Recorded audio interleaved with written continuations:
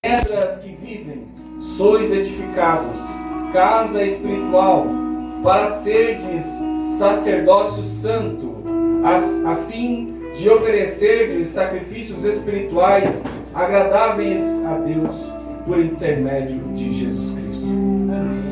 Pois isso está na Escritura. Eis que ponho em Sião uma pedra angular, eleita e preciosa, e quem nela crer não será de modo algum envergonhado. Para vós outros, portanto, os que credes, é a preciosidade, mas para os descrentes, a pedra que os construtores rejeitaram, essa veio a ser a principal pedra angular, e pedra de tropeço e rocha de ofensa. São estes os que tropeçam na palavra, sendo desobedientes para o que também foram postos. Versículo 9. Vós, porém, sois raça eleita, sacerdócio real, nação santa, povo de propriedade exclusiva de Deus, a fim de proclamardes as virtudes daquele que vos chamou das trevas para a sua maravilhosa luz. Vós, sim, que antes não erais povo, mas agora sois povo de Deus, que não tinhas alcançado misericórdia, mas agora alcançaste misericórdia. Versículo 11. Amados, exorto-vos, como peregrinos e forasteiros que sois, a vos absterdes das paixões carnais que fazem guerra contra a alma. Versículo 12 também. Mantendo exemplar o vosso procedimento em meio aos gentios, para que naquilo que falam contra vós, como de malfeitores, observando-os em vossas boas obras, glorifiquem a Deus no dia da visitação. Amém, meus irmãos? Amém. Não há como falar de um povo que é alcançado por esse Deus, e como a palavra diz, nós que encontramos misericórdia nesse tempo. Não há como falar que a minha vida e a sua vida foram transformadas, porque sem falar do Cristo que a transformou. Não tem como eu dizer, em algum momento na minha vida eu olhei para mim mesmo e olhei para as minhas atitudes e entendi que as minhas atitudes e as minhas ações e aquilo que eu fazia era mal diante dos olhos de alguém, diante dos olhos de Deus. Mas há como falar que em algum momento, enquanto nós andávamos, e a palavra vai dizer isso, a palavra vai apontar para isso, vai dizer que nós fomos alcançados, nós fomos salvos, nós fomos redimidos quando ainda éramos pecadores. Em Efésios vai falar isso. Porque Deus, de alguma forma, olha para nós e há uma graça escondida nisso, e há algo que não vai ser, nós não conseguiremos explicar por nós mesmos, em dizer, por que eu fui encontrado aos 10 anos? Por que eu fui encontrado aos 20 anos? E eu já ouvi gente que foi encontrado esse ano, 2025. Se eu falar, só os mais velhos vão saber, né? Robson. O Robson é mais novo que eu, né? Mas teve um homem que tem 85 anos, se não me engano. 85 ou 87, eu não vou lembrar bem certinho. E esse homem viveu provavelmente uma vida depravada, toda a sua vida. Durante esses 80 e poucos anos de idade, ele viveu essa vida depravada. Mas aos 80 e poucos anos ele aceitou Jesus, ou ele conheceu Jesus. Esse homem é um grande ator, muito famoso.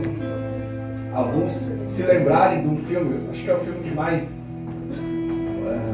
conhecido dele, talvez. O filme Anaconda, é um filme antigo, né? Ó, eu já assisti. Quantos anos você tem? 9 anos, ela já. Você gosta de filme antigo, hein, moça? E esse ator se chama Jon Voight. Jon Voight é o pai de uma outra atriz e diretora famosa, que não leva o nome dele. como sobrenome, mas é tão ou mais famosa que ele. Ela se chama Angelina Jolie. Mas Jon Voight, aos 85, 87, você vai me perdoar, depois você chega em casa, pesquisa, coloca lá no Google. Jon Voight, conversão a Jesus. Ele, aos 80 e poucos anos, foi alcançado por esse Jesus. E vou te contar mais uma coisa.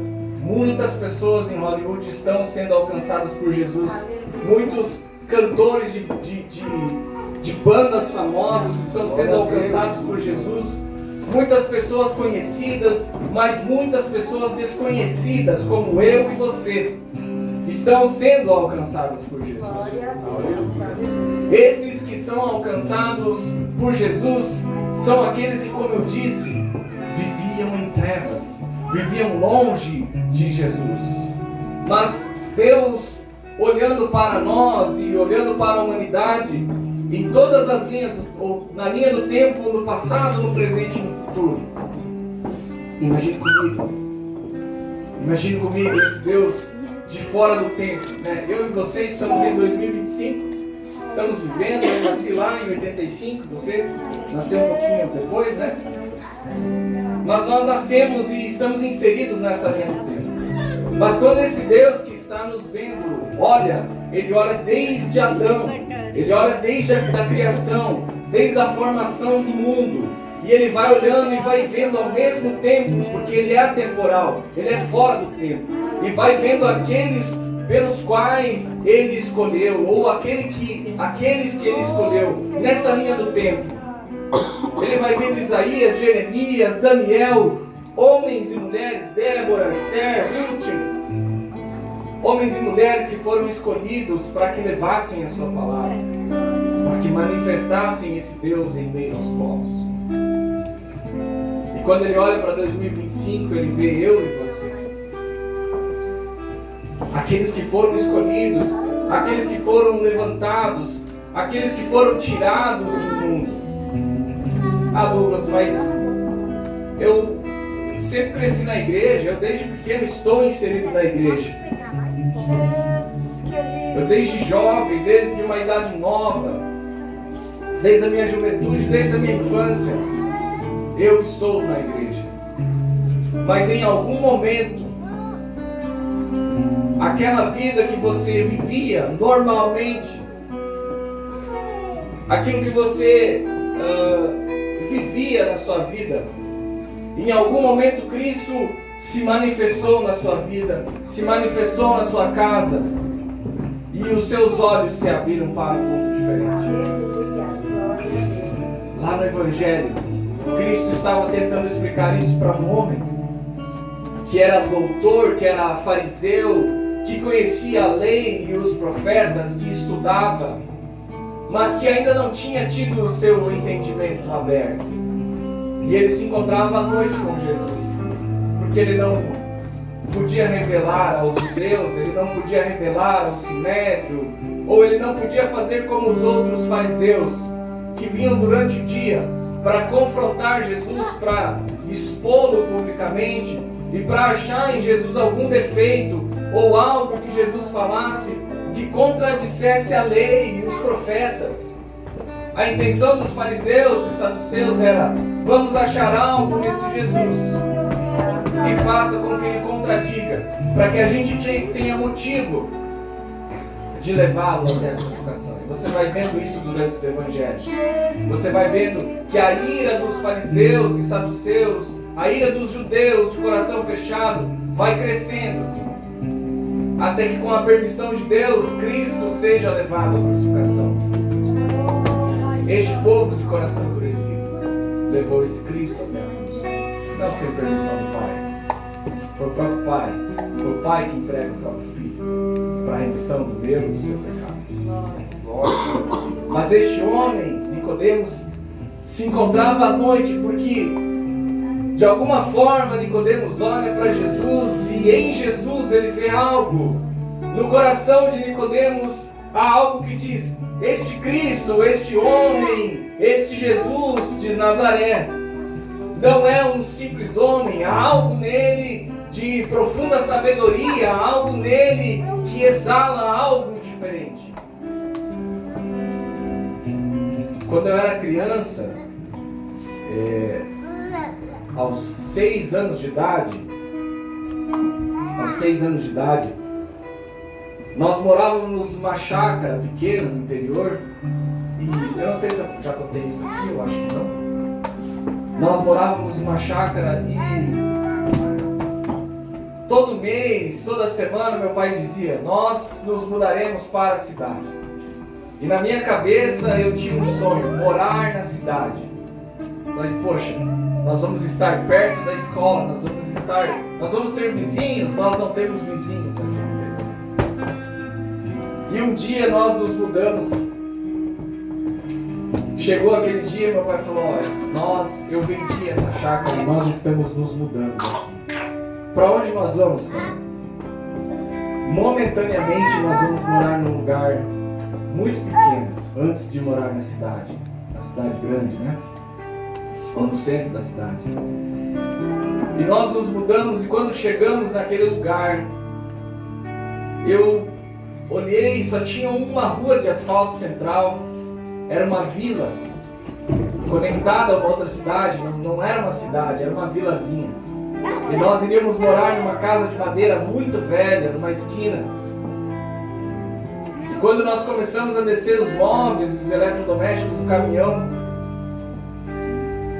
eu, meu pai, meu tio e minha irmã, essa era a nossa família, aos 6 anos de idade. Mas quando nós começamos a descer os móveis naquela cidade, 2 senhores de provavelmente 65, 70 anos de bicicleta chegaram na nossa porta e nos deram as boas-vindas. Nós fomos recebidos naquela cidade por 2 homens, mas não 2 homens quaisquer. Nós fomos recebidos por 2 homens cristãos convertidos que nos pregaram o Evangelho. Toda semana, não sei se todos os dias, não me lembro bem, mas quando eles passavam na nossa casa, se achegavam e começavam a compartilhar o Evangelho. E eu com 6 anos olhava e falava assim: meu Deus, o que está sendo revelado a nós? Foi ali que eu aprendi sobre Daniel, foi ali que eu aprendi sobre Sansão. A Bíblia estava sendo exposta, a palavra de Deus estava sendo compartilhada por aqueles homens.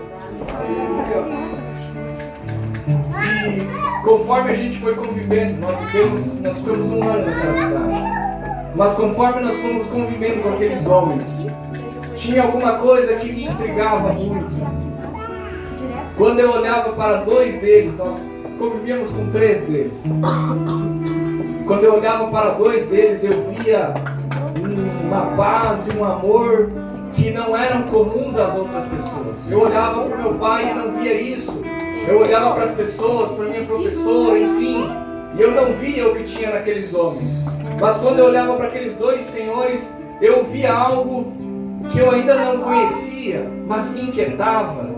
Imagine você olhar para alguém e dentro dele e nele você ver a face de alguém que traz todo amor, toda paz, toda bondade, toda paciência, todas as características que eu e você, como cristãos, buscamos ter. Aqueles 2 homens tinham algo que transparecia, o bom perfume de Cristo. Mas eu tentava entender o que era aquele bom perfume de Cristo. Eu tentava entender o que era aquela presença e eu não conseguia. Mas algo no meu coração dizia: eu tinha um desejo aos 6 anos de idade, quando via com esses homens. Eu quero ser como esses homens. Eu desejo ter o que eles têm. Eu desejo viver essa bondade. Eu desejo ter em mim esse amor, essa paciência, essa benignidade. Isso exalava daqueles homens. Eu nunca vi aqueles 2 homens bravos. Eu nunca vi aqueles 2 homens irritados. Eu nunca vi uma palavra torpe na boca daqueles homens. Eu nunca vi nada senão bondade. E estes 2 homens, eu não vou me lembrar o nome deles, mas esses 2 homens foram os responsáveis pela minha conversão. Aos 6 anos de idade. Uma tarde de chuva, e eu vou contar agora e depois eu vou continuar a pregação. Uma tarde de chuva, sábado, Nós estávamos na frente de casa, eu e minha irmã. Ela tinha 5 anos, eu 6. E nós olhávamos aquela chuva calma cair.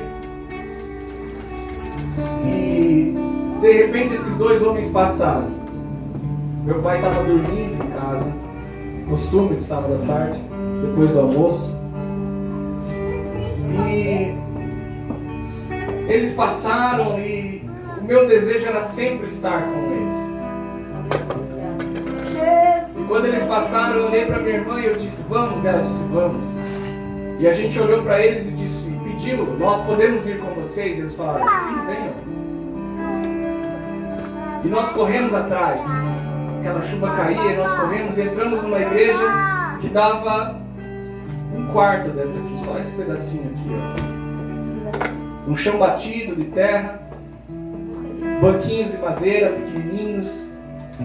E eles falaram, e a gente pediu, o que vocês vão fazer hoje à tarde? E eles disseram, nós vamos na igreja orar. Podemos ir juntos? Sim. E nós entramos naquele lugar e eles começaram a orar. E eu olhava para minha irmã e eles provavelmente estavam orando em línguas. E eu olhava para ela e falava, você entende o que eles dizem? E ela falou, não, eu não estou entendendo o que eles dizem. E eu falei, eu também não entendo. E eu fiquei muito curioso com aquela oração em línguas, porque aqueles homens de Deus verdadeiramente estavam na presença de Deus. Passados alguns minutos, eu mesmo sem compreender aquilo que eles estavam orando, algo veio sobre o meu coração e encheu a minha vida. Aleluia. Eu que era um guri de 6 anos, com 2 anos a minha mãe fugiu de casa. Essa é uma parte da história que eu não contei para você.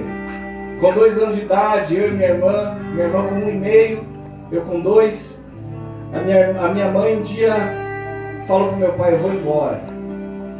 Eu não consigo mais ficar nessa casa. E Deus amparou aquele homem que conseguiu cuidar de uma criança de 2 anos sozinho. Meu pai nunca mais casou. A minha irmã foi levada com a minha mãe. Mas 1 ano depois, no dia dos pais, no domingo de sol, minha mãe trouxe de volta a minha irmã. E eu peguei no colo aquela criança e meu pai disse, essa é a sua irmã. Quando eu peguei ela no colo, eu senti o que é ser pai, com 3 anos. E eu na minha mente falei, Senhor, isso é ser pai. É segurar alguém no colo e amparar e dizer que você vai enfrentar o mundo por aquela criança. Eu senti que era ser pai. E nós crescemos com esse pai cuidando de nós, sozinhos. E por isso eu quero te dizer que eu tinha tristeza no meu coração. Porque provavelmente na minha lembrança, tinha uma lembrança de uma mãe indo embora. Pegando um ônibus. E essa criança de 2 anos, triste e chorava. Mas com 6 anos de idade, esse Espírito Santo se derramando naquela tarde sobre aquelas pessoas, aqueles homens que oravam e aquelas 2 crianças. Esse Espírito Santo encheu o meu coração. Só que eu não tinha avisado meu pai que iria sair de casa. Eu fugi, irmãos. Eu saí de casa sem avisar, sem pedir permissão. E aquele pai veio atrás da igreja com uma vara de vinho. Eu não sei se você já apanhou com vara de vinho, mas dói muito. Ela faz barulho quando vem, sabe, na direção da sua perna. E quando bate, assim, dói. Levanta vergão, fica marca, e dói muito. Mas quando eu saí daquela igreja, meu pai batendo porque ele estava me corrigindo, e aquela vara batia nas pernas. Mas eu te pergunto, se você me perguntar, Douglas, você lembra da dor das varadas? Eu não me lembro. Eu me lembro que dentro do meu coração se manifestou a eternidade, o céu. Eu sentia o céu dentro do meu coração. E eu disse para Deus, Senhor, eu sei que este homem que o Senhor colocou para nos cuidar é meu pai aqui na terra. Mas o Senhor é meu pai. Deus é o meu pai. Eu sei que o céu é real. E se o Senhor quiser, pode me levar hoje. Porque eu sei que o céu é real. E eu pulava, e aquela alegria, meus irmãos, durou 1 ano. Eu fiquei em êxtase durante 1 ano. algo dentro do meu coração, uma alegria se derramou, que para mim não importava mais as coisas do mundo. Para mim não importava mais a minha tristeza que eu carregava desde 2 anos. Para mim não importava mais uma história triste. Para mim não importava mais que eu tinha sido abandonado, porque o Deus do céu que tinha me criado, tinha me encontrado naquele dia. Ele escolheu aquela tarde de sábado chuvosa para se fazer presente no meu coração. E eu voltei para casa. E aquilo para mim, durante 1 ano, eu não estava no chão, sabe? Eu acho que você já sentiu isso, mas durante 1 ano eu pisava em nuvens. Eu tinha meu coração, aquela tristeza toda tinha sido arrancada. E eu queria viver para esse Deus. E a minha oração era: Senhor, envia meu pai para uma igreja evangélica, porque meu pai é católico. Acha para nós, Senhor, uma igreja para que a gente congregue. Porque eu não desejo mais estar na presença de status, porque sinto que aquele lugar é vazio. Essa era a minha oração. No outro dia, eu ganhei uma Bíblia como essa, lá em 1991, 92. Eu ganhei essa Bíblia. A minha original eu perdi, né? Mas eu achei no estoque da nossa igreja essa Bíblia. Há uns anos atrás, quando eu estava nas redes sociais, alguém compartilhou a capa dessa Bíblia e disse: alguém recebeu essa Bíblia na infância? Eu falei: sim. Eu fui um dos que comentaram: essa é a Bíblia da minha conversão. E a moça, parece um menino, né? Mas é uma menina e o seu pai. Ela se chama Ludmila Poiares. Ela estava acompanhando a postagem.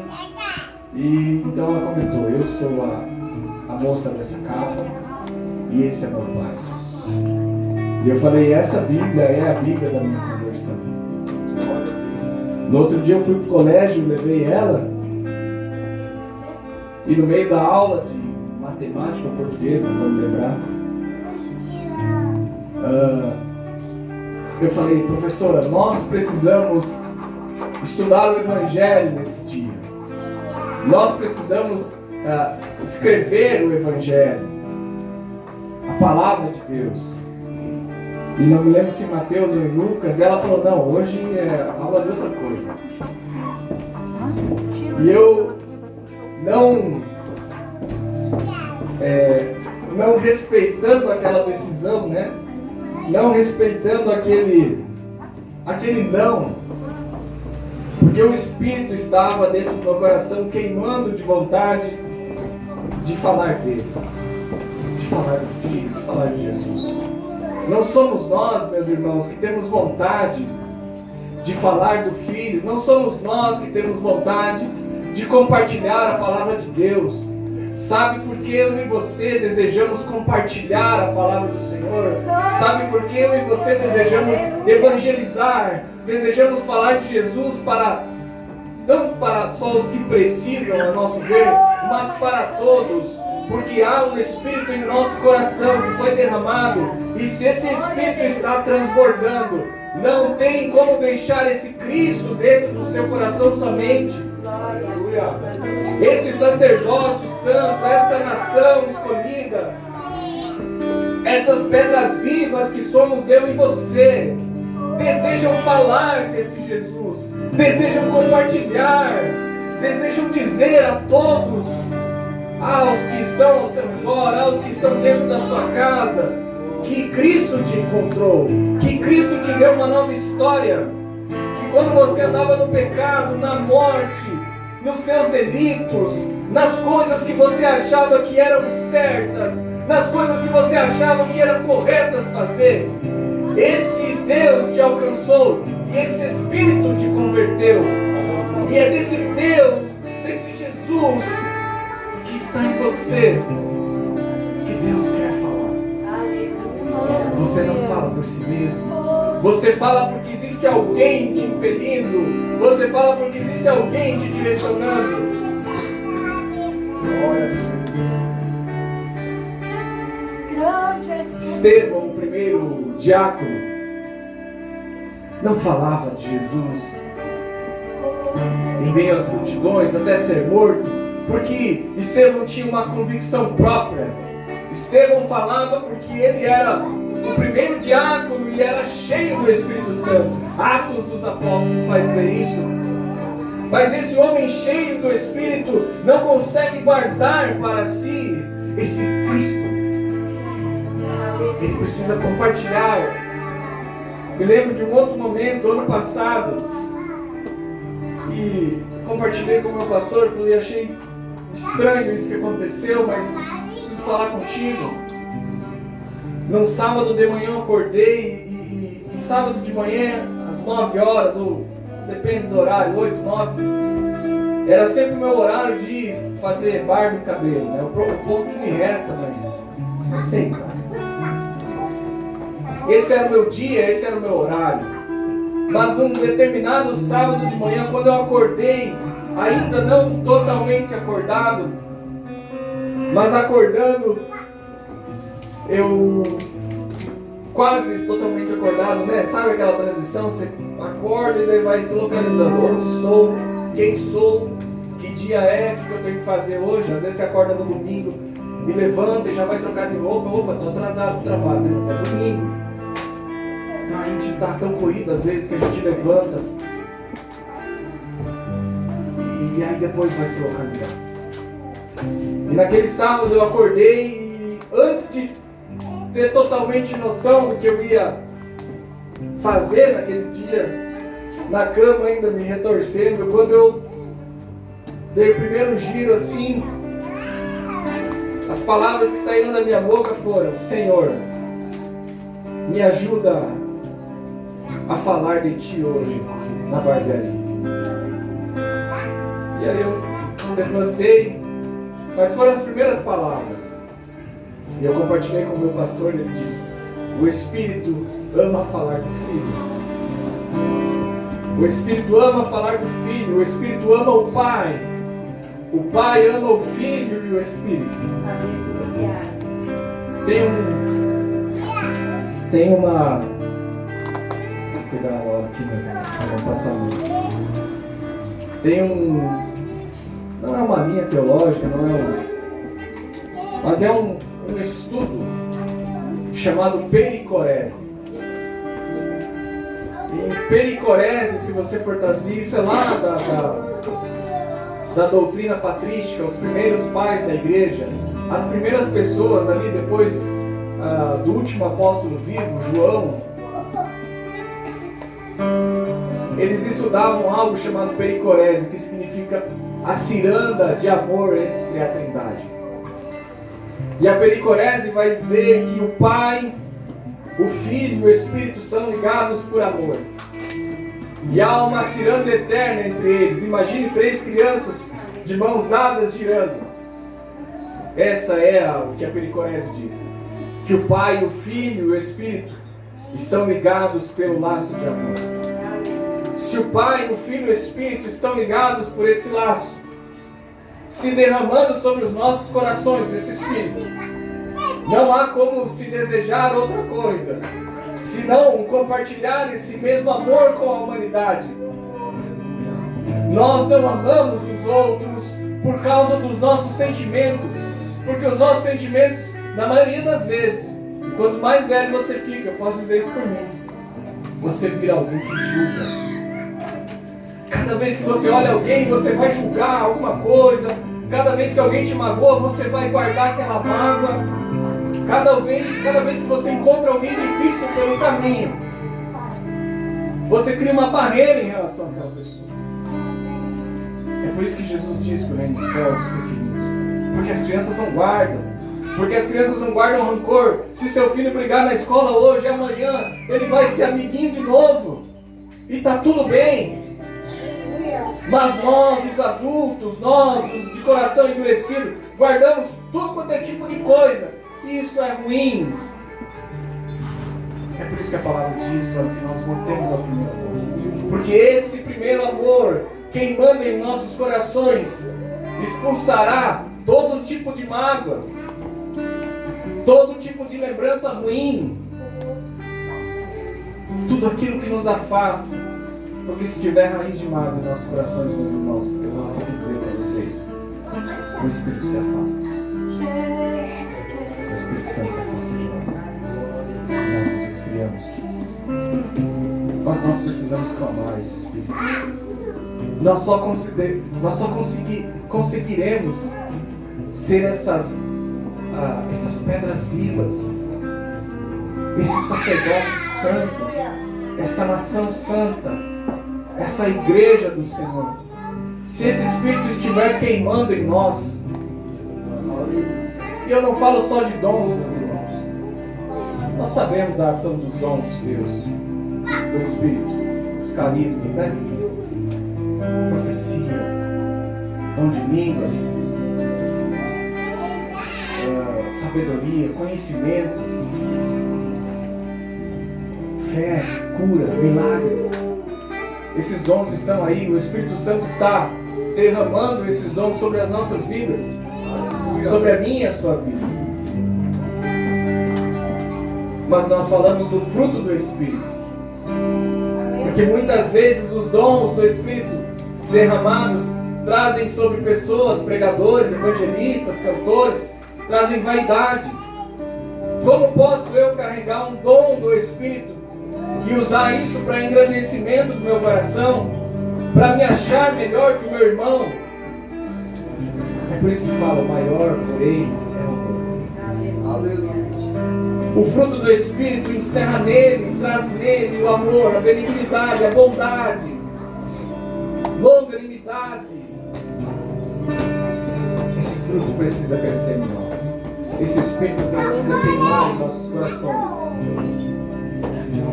para que eu e você continuemos sendo essas pedras vivas, para que eu e você mortifiquemos a nossa carne.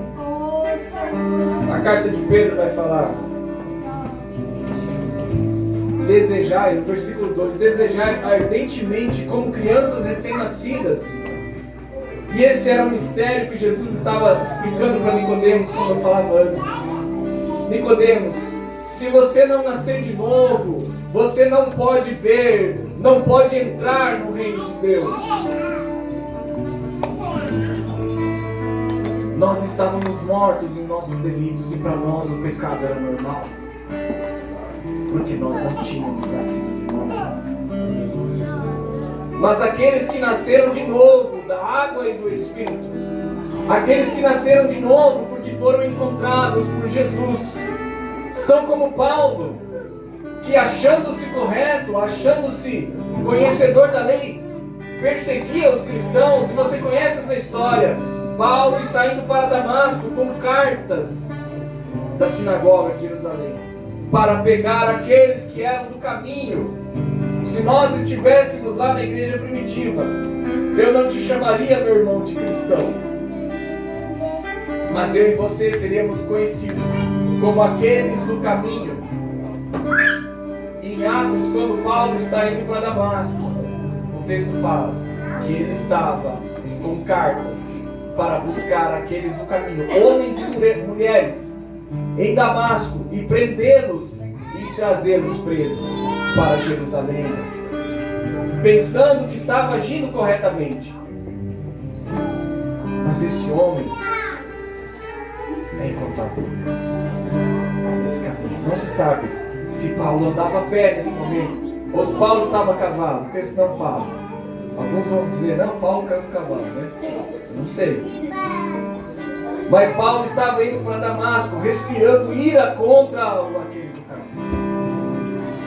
E uma grande luz aparece e derruba este homem. Paulo fica cego por 3 dias e fica atônito. E Jesus diz: Saulo, Saulo, por que me persegues?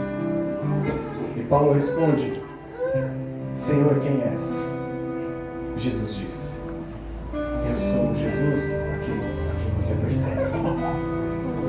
3 dias de cegueira, Na verdade, são os 3 dias de abrir de olhos de Paulo, porque até ali ele estava cego. Paulo pertencia a esse mundo que eu e você pertencíamos. Paulo é o exemplo, é um dos maiores exemplos daquele que nasceu de novo. Olha, ele entra na cidade, na casa de Judas, e é Ananias quem ora por ele, para que ele tenha as escamas dos olhos caídas. Então Paulo retorna essa visão. E esse homem se torna o maior teólogo, o maior plantador de igrejas, o maior pregador, o maior missionário, o maior evangelista, porque teve um encontro com o Filho. Saulo, Saulo, eu sou Jesus aqui nesse terceiro. Aleluia. Se este Jesus nos encontrou, 1 Pedro 2 vai dizer: desejai ardentemente, como crianças recém-nascidas. Jesus fala isso para Nicodemos: você precisa nascer de novo. E crianças recém-nascidas querem esse leite, querem esse conhecimento, querem saber mais desse Pai, querem saber mais das coisas. Desejai, portanto, ardentemente.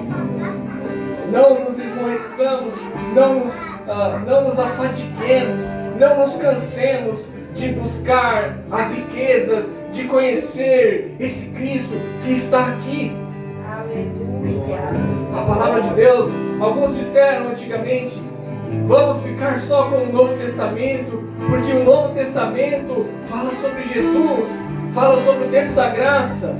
Mas eu vou te dizer, toda a palavra, toda a Bíblia aponta para Jesus.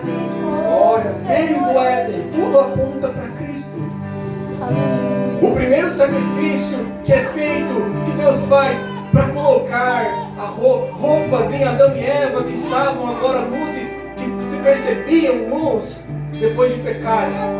O primeiro sacrifício aponta para Cristo, dizendo: esse sacrifício é transitório, esse sacrifício é passageiro, mas tem um sacrifício que eu vou fazer, dando o meu próprio Filho, que vai apagar esse pecado de hoje, que vai apagar o meu e o seu pecado, que já apagou. O sacrifício na cruz, por meio do Filho. Imagina, meu irmão, que Jesus estava na criação do mundo. João vai falar isso. João 1 conecta Gênesis 1. Alguns vão dizer que quando Deus cria as coisas, o agente da criação, a palavra, o verbo, que João vai dizer, é o próprio Jesus. É como se a Trindade está ali, Deus está pensando, e Jesus vai falando: faça-se, dando ordem a todas as coisas. A palavra de Deus, 2 cartas do Novo Testamento, Colossenses é uma, que vai dizer que todas as coisas são sustentadas pela palavra do poder de Jesus. Cristo é o agente da criação, mas Cristo também é o agente que mantém todo o universo, toda a grandeza, toda essa infinitude, que ainda assim é finita, organizados. Mas não só o que está no espaço, o que está fora da nossa atmosfera, mas Ele mantém organizado, Ele mantém em ordem os nossos corações, Ele mantém em ordem a nossa vida, Ele conecta a minha e a sua vida. Há um gigantesco jogo de xadrez temporal, onde peças estão inseridas e movimentadas, e essas peças somos eu e você. E esse Deus quer nos usar para a glória do nome dele. João 3,16 vai dizer, né? Deus amou o mundo de tal maneira, e Ele quer dizer, de tal maneira quer dizer sem igual. Não existe uma maneira de amar. Se alguém te falar assim: me faça uma declaração de amor, me mostre uma grande declaração de amor, eu preciso entender o que é externar, o que é compartilhar, o que é declarar um sentimento forte. Você mostra João 3,16. Deus amou o mundo de tal maneira que deu seu único Filho, para que todo aquele que crê pensa, não seja condenado, não morra pelas tinieblas.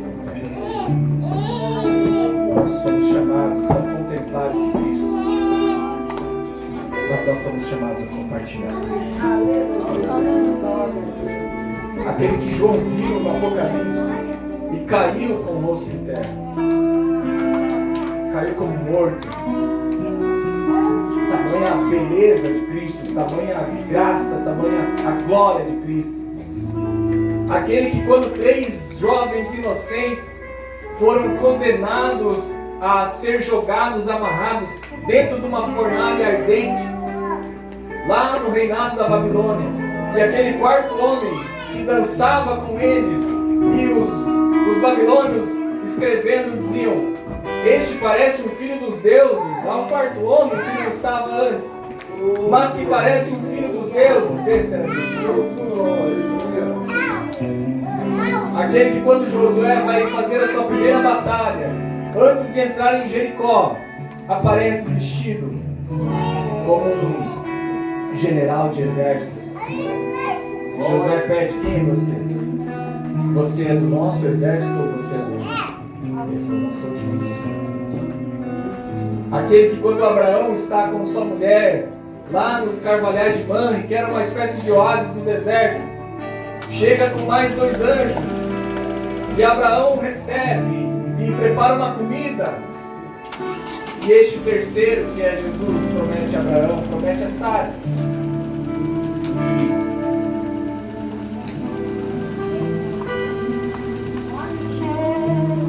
Esse Cristo quer se manifestar. Esse Cristo se manifestou. Esse Cristo morreu por mim e por você. E esse Cristo continua chamando homens e mulheres. Eu quero te convidar a se colocar de pé.